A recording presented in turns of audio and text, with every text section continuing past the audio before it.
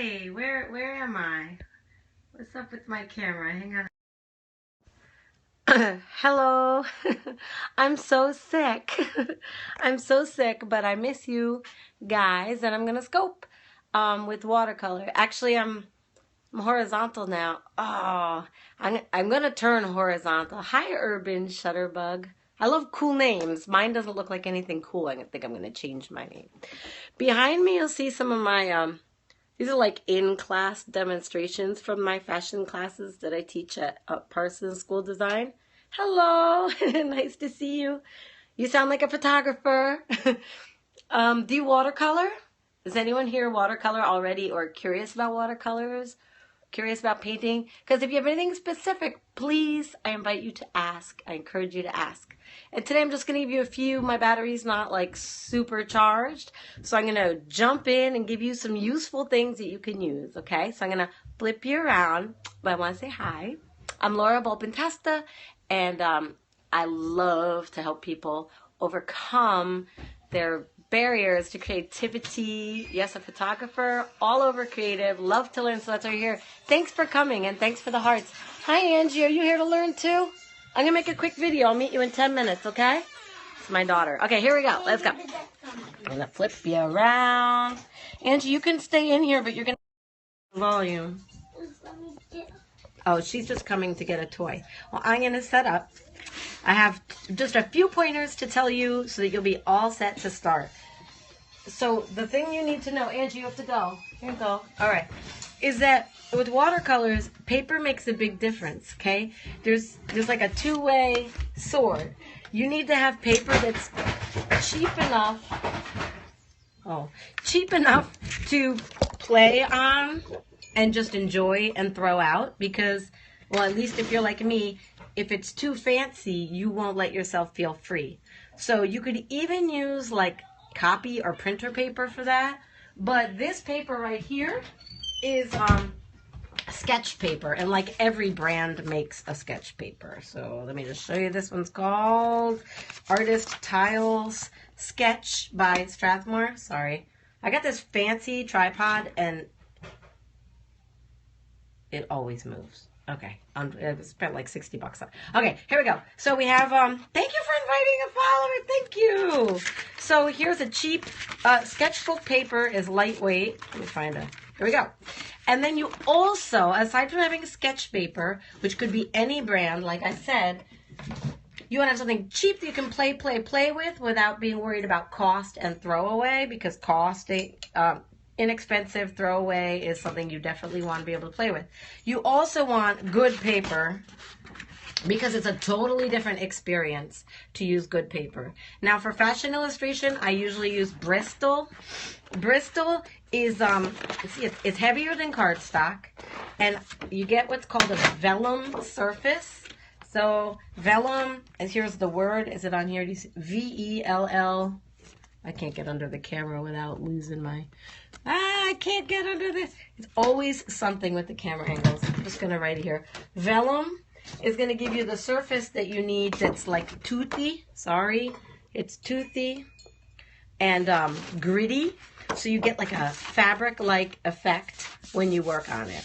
Okay, so both my sketch paper and my Bristol, B-R-I-S-T-O-L, Bristol Vellum, V-E-L-L-U-M, is, they have a gritty texture. Today I'm going to use a special kind of watercolors. It doesn't matter whether it's these or not, but if you're like me, you love to discover new products. I did get this at Michael's because I do live in the suburbs, work in the city, but I like to kind of be able to show you what's available in your small towns or wherever you are. These are called Inktense blocks, and they're actually really cool because you can draw with them and then paint over them. Aren't they gorgeous?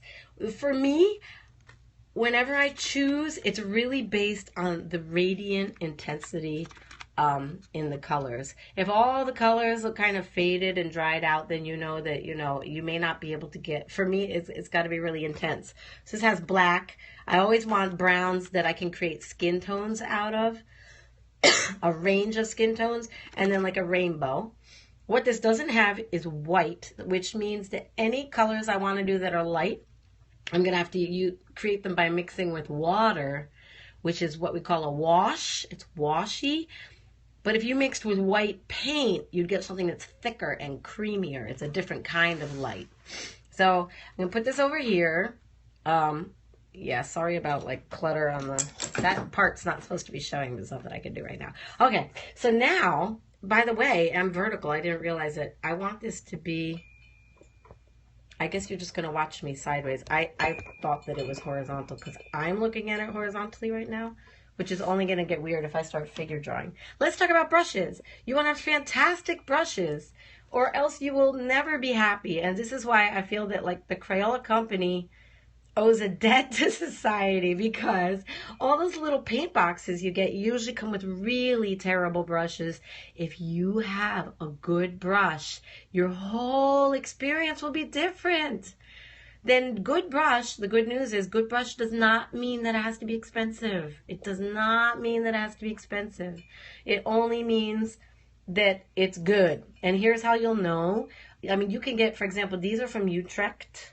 Oh, no, this is a different brand. Okay, usually I do Utrecht. There's a shopping cart on my website at Utrecht. There's like a link for an art supply kit, and these brushes just like this are in the kit. Here's Utrecht. I just want you to see the name. Can you read the name? Utrech.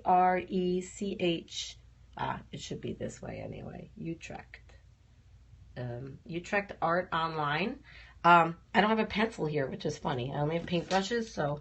But you can also get at Michael's. But what you need to know, a good brush. Thank you so much for the hearts. It always helps me know if I'm giving you content you like, you know. A good brush, when you push it down, it snaps back up. You can feel it go. Can you hear it? It's like boing. Okay. This one too. This one's wet already, but still it snaps back up.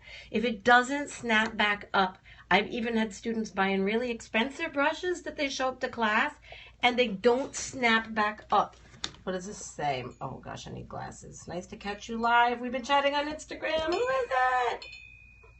Oh, shucks. Your name went. But I'm going to look back at the replay and find out that I'm so happy to see you here. Yay!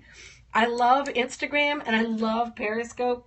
So mixing both. Hello, hello. Thank you. Hi, sweetie. Artsy.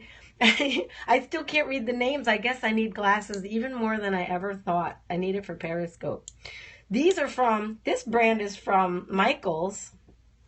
I love when you guys chat. Catalina's Garden. You know what? I love the name to Catalina's Garden so much. I'll never forget you. Hi, Catalina's Garden. Okay, and you've been watercoloring, and you're amazing, Catalina. So you're probably, it's all repeat for you. But what I want you to know, all these brushes have round barrels. Now, that's not a law, but that's what I'm going to recommend. Round barrel means this part is round down here. Whoa, sorry about the light. Here we go. This part is round. And then this part is pointed. And I just want to show you what that does. Now, this is like a size 8 or 10. This is like a size, shoot, where's my camera? Oh my gosh. This is like a size 1 or 0. 8 or 10 is really important, I think, especially because I work with figures. So let me show what I'm going to do. Whenever I work with any watercolor, not just these ones, which again, here's the cap, Inktense Blocks by Derwent. They weren't cheap. They were really nice quality. But again, if you know what makes art supply good, you'll see that you often don't have to have the expensive one to have a great one, but you just need to know how to recognize a great one. Oh. Besides Michael's, do you have an Aaron Brothers? No. Where do you live? I've never heard of Aaron Brothers. We have, you know, in New York City, we have like lots of great places, but out here, art supplies. Oh, art supplies. I just like to even smell art supply stores. They smell so good, right? So this one, and you know, a new art supply will always wake you up and give you like a new beginning. Always. There's something different about every brand and every type. Yeah, I never heard of it either, right? I think this might be like a little Instagram party. I think we all know each other through Instagram here. So what I just did was I dropped water on all these because I want to let them melt a little bit. Thanks for the hearts, my loves. I put I put some water on all these so they start to melt a little bit. And then I want to show you why I love a round pointed brush in case you haven't worked with one. Because you know, they make watercolor brushes in all kinds. And by the way, I also want to mention these aren't really sable. They're synthetic. And I love them just as much. Okay, they're called Sablette if you get them at Utrecht. If you get the one out of my cart, I swear they're like $3 or $4 in my supply kit, and they're amazing each. There's 3 brushes I recommend. See how this one has a pointed tip? The other one I recommend has a flat tip, and I'll explain later how that works. But I want to get to the most important ones first. So when you use sketch paper, your paints are going to work one way. And Catalina, I really was inspired by what you were doing with your blue floral print. So, okay, there's a little palette built in. I'll use this little palette here. Usually, I'm breaking rules right now. I'm just doodling, okay, right now. But what Catalina was doing, which I think is a great way to start playing, and I always get inspired to use hearts when it's Periscope, I create a puddle usually first. I always create a puddle. If you have a squeezy water bottle, that's great. Squeezy water bottle, you make a puddle of water. And then when you're working with a color, I mean, I really have to do this for fashion illustrations because I usually illustrate like a whole collection of clothes. So one color gets used again and again, like for every garment that's designed with that particular color, right? So I don't want to run out. So I always start with a puddle of water and fill it with color. And then I can use it on and on and on and on.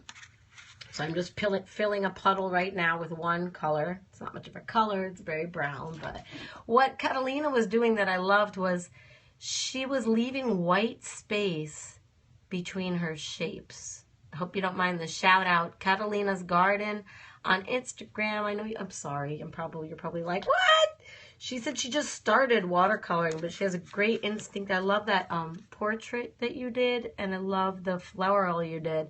So what she's doing, I hope this color is dark enough for you to see that she had left white space between shapes. And that's something, I don't know if it's like, means that I have some kind of like personal issues about getting close to people or something silly like that. But it's like, there's something about the separateness of the shapes.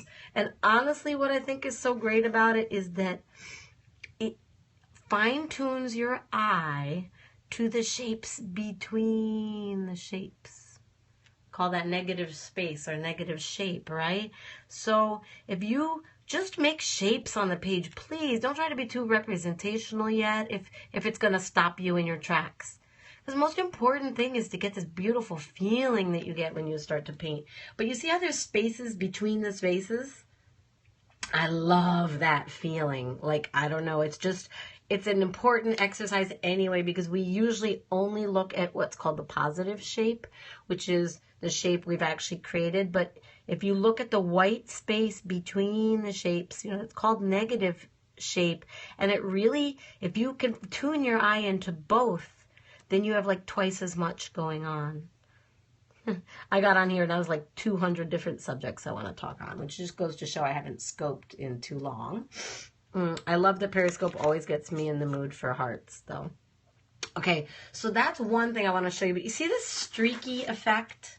Hang on. Which is never something I'm really crazy about. Wait, where? I cannot find my... Aha! There it is. See how streaky it is? Well, that's nice. Aw, thank you. Thank you so much. I love hearts going into hearts. Look, we're making art together. See that? But you see how streaky it is? Now, it's still drying, but a big part of that is because I used sketch paper. Hello. Yeah, it's perfect timing. I just... the hearts are going into the big heart. You guys are awesome. Whoa. There's magnets on the bottom of my camera tripod, and it always sticks to, like, I did a jewelry demo the other day, and I was holding all these... I don't know if any of you were there. I was holding all these pliers for jewelry making, and they all started sticking to my tripod. And I was periscoping, and I guess you can imagine what a fiasco that turned into. Love you! Okay, I'm going to quickly now, this is the sketch paper. I'd love to keep going. Maybe I'll do a part 2 or something. But I'm going to go here to the Bristol paper. Here's something I did. I actually dropped a book on it the other day, so it's all wrinkled up. But this is, this way, right? We're working this way. A fashion illustration on... Oh my gosh, this isn't Bristol. I just realized this is cardstock. Okay, so if you're one of those people who gets so nervous around expensive art supplies that you won't even use them, because I'm kind of like that sometimes, then don't. Use printer paper and cardstock if it makes you feel free and loose. But then also let yourself use good stuff and find out what happens. So here's the Bristol. I'm going to do something because I'm running out of time and stuff. Aww. You're so welcome, Catalina Designs. And please, while you're here, if you want to share anything about what you do and what you Instagram about and what you're interested in, please share it here, because I'm so passionate about women not being like isolated with their gifts, and like really us all being out there meeting up with the people we need to meet up with. Because thank you. Please share. Okay, so I want to give you something here. So before we run out of battery and stuff too, let me check my battery. Oh boy. Okay, we're halfway through. So here is this is Bristol, Bristol, Bristol Vellum. Whenever I watercolor on Bristol or something, love all, no worries with those typos. Oh, I'm sorry. I have a cold. Thanks for sharing. And my eyes, I can't read anything. They're all blurry. Fashion design, by the way. Nice fashion design. And colors. Thank you. You saw those? They're right there on the wall, but I'm in a tripod, so I can't read. Thank you. Thank you. So when I'm doing Bristol, or actually anything, but Bristol's going to wrinkle less than sketch paper did, but the sketch paper is going to wrinkle like crazy, like a raisin, and that's one of the annoying parts of it too. I don't know if you can tell how this wrinkled. You can help by using a blow dryer, which I've never done, and I see people do it all the time. Or you can take a lamp, a hanging, those lamps that have an arm, and just bring it down close to your paper and let it bake while you either work on another sketch or go to the bathroom or have a glass of tea or water or something, okay? So here, if I'm working with watercolor, something that I really want to keep, I am going to put masking tape on all four sides of this paper, and I will not pick up the masking tape until it's done and dry. This will keep my paper flat after I'm done, rather than having, there's nothing worse to doing a beautiful illustration or design and then having your paper all curled up like a leaf. That's all I can say. Like a raisin or a leaf or something. I see beautiful blue hearts, so I'm going in for blue. And like I told you, you can make a puddle. Okay, and I don't even know what I'm painting yet. I just didn't even think about it. I could do a figure sketch, or I could do something. I'm inspired by Catalina's garden, so I'm going to keep going. I'm going to do with some kind of blue floral. I'm thinking of fabric design, because I have some scopes recently. I think maybe where I met some of you. Also, I have on catch.me some scope where I'm designing fabric concept, and this would be useful for fabric too. So I'm going to just pretend I'm making, I keep losing connection. I totally know how annoying that is. I'm so sorry.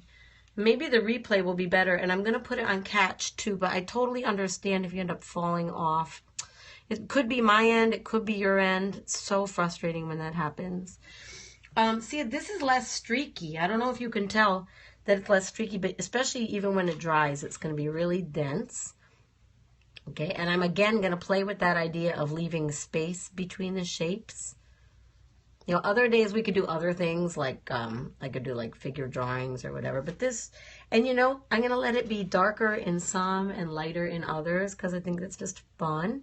But because this paper is absorbent, it's heavier. This is Bristol, and because it has teeth. Thank you for the gorgeous hearts. Oh my gosh, I want to buy you a box of chocolates. It's just such a good feeling. Thank you so much. Because of the teeth on the paper and the absorbency of the paper, I'm getting much cleaner lines and edges on here. Abstract strokes and swirls surrounding a flower bouquet in your heart colors. Ooh, is that a challenge? Is that coming from Pink Hearts? Okay, all right. This will be like the dewdrops, and then I'll use pink for the hearts. So notice, this is another really fun exercise if you're new. Let yourself take a paint color and make it as dense as you possibly can, like, so it's almost black. Okay, that would be what you call, well, it wouldn't be black if it were a lighter color, but like fully saturated color. And then use that same color with a lot of water in it. And that would be like very little saturation, we call it. It would be a light wash. And let yourself get, you see how each one of these is a different kinds of dark or light? Okay, I'm going to start with the pink hearts right after this one. I'm going to do one last, I'm going to do a circle actually. Ooh, I must have picked up some green by mistake. Totally freaked me out, wasn't expecting it. To get less streaky color, take a shape of color and fill the whole shape at once. So it's all wet at once. I don't know if that makes sense. Almost like one big puddle. And move the water around and then leave it. Does that make sense? Yeah. Because every time you apply wet brush to dry paper, you're going to get, I'm trying to get a lighter blue, but I'm just not succeeding. I need more water and less blue. I'll take a new part of my palette. It would really help if my palette wasn't gray. You'd be, see? Okay, so this is a more washy, less saturated color. And I'm so busy talking, I'm not really focusing on my design, but isn't it cool to see the different saturations? And notice that the darker ones visually recede in space, even though they're more defined, and that the lighter ones visually come forward. So actually playing with value with light and dark. Thank you so much for sharing, my love. Oh, I love it. I love it. This is totally what I was dreaming would happen in this class. It's funny, I'm standing here looking this way. You guys are sitting here looking that way. So this looks so good from my angle. I hope it looks okay where you are. So notice that the lighter colors look more forward, the darker ones look more receding, and in this way, you have created, two blues side. The blues, we love the blues. Well, we don't love the blues, but we love the blues, right? I always want to have the blues, but the emotion of it all. Now I'm going to do my pink hearts. But remember that just by using different tones, I've created layers of space. Some is forward, some is away. It's almost glimmering, right? The light and dark play. So now I'm going to mix up some pink, even though I don't really have. This is customized to you guys. And again, those of you who are here, if any of you want to ask anything or share what it is that you do, what you're passionate about, if you scope, please share what you scope about. If you use Instagram, please, share your handle, okay? Because building these communities is gold. It can be so awesome. Okay, now I see lots of pink hearts. So, oh, these are tears. These are the blues. You get credit for that. That was your idea. The tears of the blues, turning into love. Because I can't have it go the other way. That would just make me too sad. Having, the hearts of love turning into sad tears. I couldn't handle that. Remember, if the whole thing is wet, I want to get a very dense, deep, dark red. So what that means, I have to keep pulling up more pigment and putting it into the water so the water gets more and more rich with pigment. Let's see how I did. Reds can be one of the harder colors to get dark. Oh, and there was something I wanted to tell you about the brush that I didn't even tell you, which is why we're going to have to do lots of scopes. Okay, now the thing is, see, I want to fill this quickly. I don't want to leave it sitting there. Fill it quickly. Okay, so if you use just a tip of your brush,